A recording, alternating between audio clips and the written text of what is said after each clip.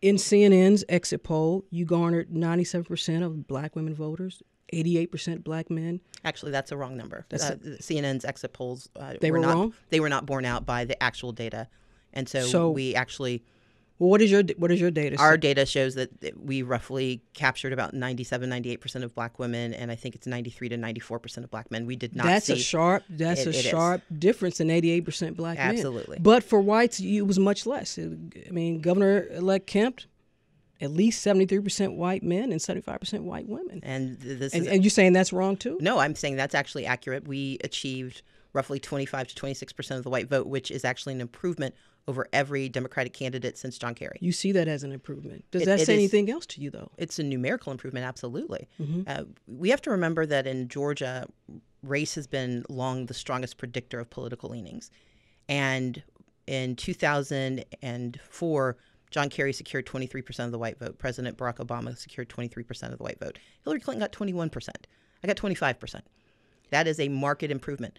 But what was even more important and more impressive is that we actually tripled the turnout of Latinos, tripled the turnout of Asian Pacific Islanders, and secured the majority of the vote from both of those communities. Well, race and region are extremely important. And listen, we've had some of the most credible and notable political analysts, Andrew Gillespie, Steve Anthony, Alan Abramowitz, and they have all said, look, in Georgia, Democrats have a hard time winning in those rural counties where Republicans have maintained a strong allegiance.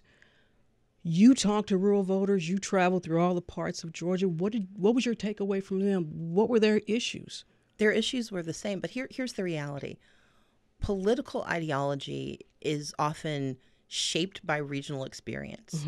And we know that in South Georgia, there are political realities that are shaped by religion, shaped by economics. And I was very intentional in this campaign of saying I respect everyone's right to what they believe.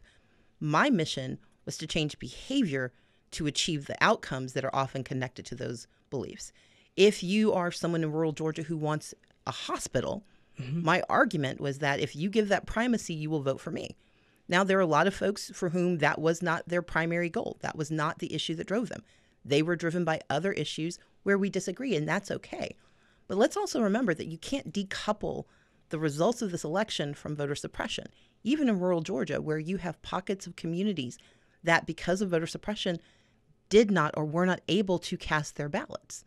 And so I think it's really important for us not to learn the wrong lessons. I can't learn the wrong lessons, but no one can, which is that we have to understand the complexity of Georgia certainly is going to have a regional division where South Georgia tends to be more Republican, Metro tends to be more progressive, but the reality is the responsibility of any candidate and any leader.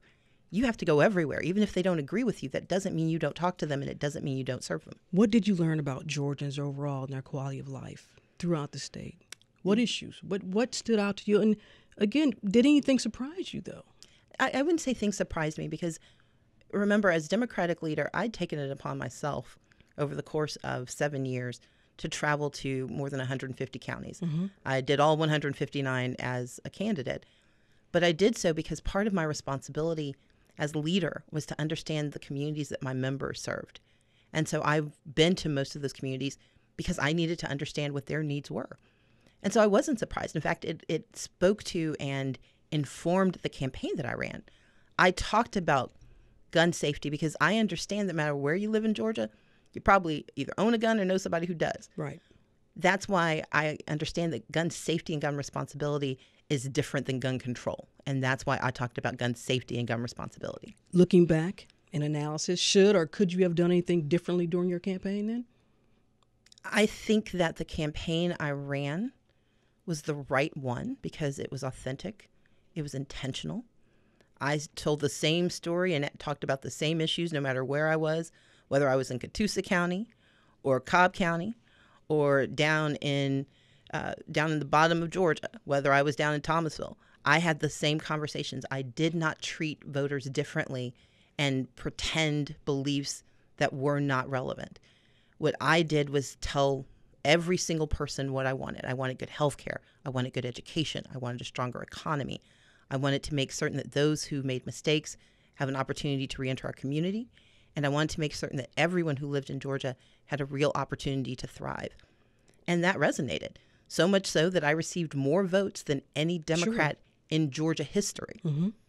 According to Google, something else in history. According to Google, in 2018, you're the most researched politician, and you're consistently been named among leaders to watch, a rising star. Here comes a question you know it's coming. What's next for you? Well, I intend to take the next 3 months to really think about the role that I should play. I have been asked to run for the Senate. There have been some other thoughts about what I could do in 2020. And there's always the fact that the governor's elections will come back around in 2022. My responsibility is to do 3 things. 1, I need to run for office because I'm the best person for the job, not simply because there's a job that's open. Sure. Number 2, I need to run because I have ideas and the capacity to win the election and do the job well. And number 3, I need to make decisions not based on animus or bitterness or sadness, but really based in a pragmatism that says that this is the right thing for me to do. And I'm going to use that calculus, and I intend to make a decision about the job I'm going to run for next by the end of March. By the end of March. Mm-hmm. You have a pretty good relationship with most of Georgia's congressional delegation. I do. Any of them encouraging you to run? I've been encouraged to run for lots of different things by lots of different folks.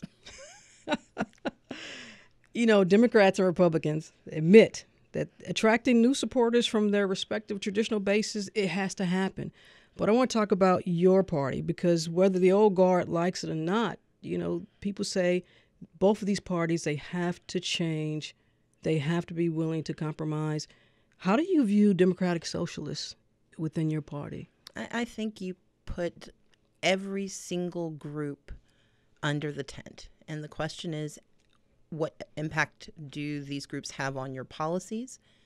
But you also recognize, and I learned this as leader, I learned from Tea Party members. I got good ideas from religious liberty folks. We may not have agreed on core values, but there are ways I learned to think differently, and it informed how I was able to do my job. And I think within the Democratic Party, there are those who are going to push hard for solving the problems of our communities. And part of their benefit is that they lift up the issues that need to be solved. Now, we may not always agree on the solutions, but you need voices who are speaking for the voiceless and who are talking about the needs of the vulnerable. And I believe that that's an important tool that they bring to the table. Earlier in the conversation, just moments ago, I asked you what you learned from Georgians during this gubernatorial run. What'd you learn about yourself? I am an introvert. I tend to be not the most glad-handing politician, which was a challenge at the Capitol. I'm not shy, but I am reserved, and being by myself is fun. So, meaning that, you know, I spend quiet time. And running for office for nearly 2 years, it requires a great deal of personal engagement. I've never been so energized as I was going to those communities, especially those towns like DeSoto, where they'd never seen a politician come to talk to them. Going to neighborhoods in Savannah and in Athens and Augusta where politicians just drive by. There is an energy and an enthusiasm. And it goes back to your earlier point. We have to grow those who stand with us. Sometimes it's growing their agreement with us, but more often it's growing their belief that they can do something about it. And what I learned about myself is that, yes, I may be an introvert by nature, but there is something exciting and energizing that's happening throughout Georgia and around this country where people are owning their power, and where I got to be a part of how they live that for 6 months. And so if there is another run in you for whatever office, you're going to have to deal with this again. You get to deal with this again. Maybe that's a better statement. I don't know, or a question. Well, I've been dealing with it for a while. And part of what I talk about, I wrote this book. It was called Minority Leader. It's coming out again. It's called Lead from the Outside. And I talk about it. Part of leadership is understanding who you are, not apologizing for it, but understanding it and then making accommodations that get you to what you want. So as someone who was reserved, I figured out how I could engage at the Capitol. I wasn't going to ever be the one out at the bar. And I would usually leave the reception by the time the crudités came out. but I instead spent time going to people's desks and having one-on-one conversations. That's how I accommodated. And how much of it is that your attitude reflects your leadership? Tell me what you mean. For example, I always talk about one of my favorite movies is Remember the Titans. Mm-hmm. There's a line in there where the young man tells his teammate, look, attitude reflect leadership. Yeah. So what you put out there to your base or any undecided voter or whomever, your attitude says a lot about your leadership. And what I wanted them to see, what I believe people saw, what I hear back is that they believe in the authenticity of my story. They know that I want what's best for them.